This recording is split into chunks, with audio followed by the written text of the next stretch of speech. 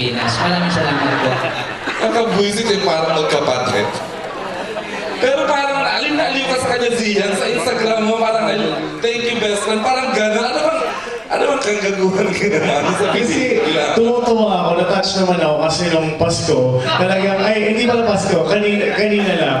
Yung pasabog niya sa last day niya, binigyan niya kami ng lahat ng mga memorable gifts. So may malaking box yung bigay niya sa akin. Sabi niya, bro, huwag mong bubuksan ha. Nakabalas pagkabukas ko, tinignan ko, excited kasi ako. Pagkakita ko sardinas. Okay. Sa lahat. Oo, pero nakaka-touch naman. Yes. Thank you, Edward. As friend, thank you.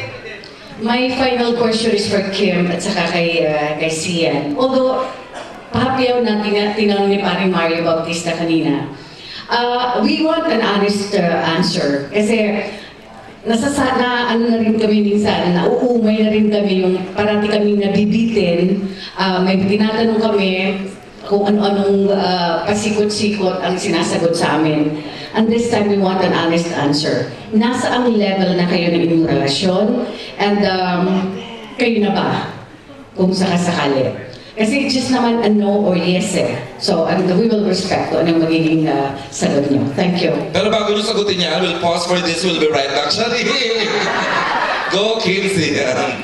Ako, sinagot na rin namin to sa last press ko namin dalawa eh. We don't owe you any of our personal lives, siguro.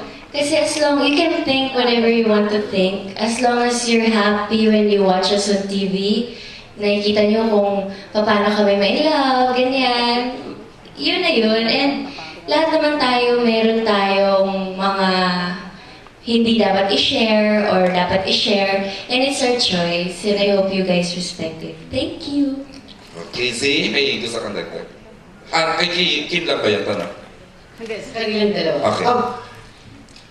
In time naman po, malalaman po ng lahat kung ano po yung status or kung ano po yung gusto malaman nila. Pero I don't think this is the perfect time para po magsalita kung ano man po yung nangyayari, kung ano man po. Pero in time, we won't be selfish about it. We will be more than happy to share it with you guys. At syempre naman, di ba, bihira, para sa akin, or speaking for myself, bihira lang po kasi ang nabibigyan ng ganitong pagkakataon eh. So we really want to focus, we really want to work hard to make people happy, to make everyone just happy.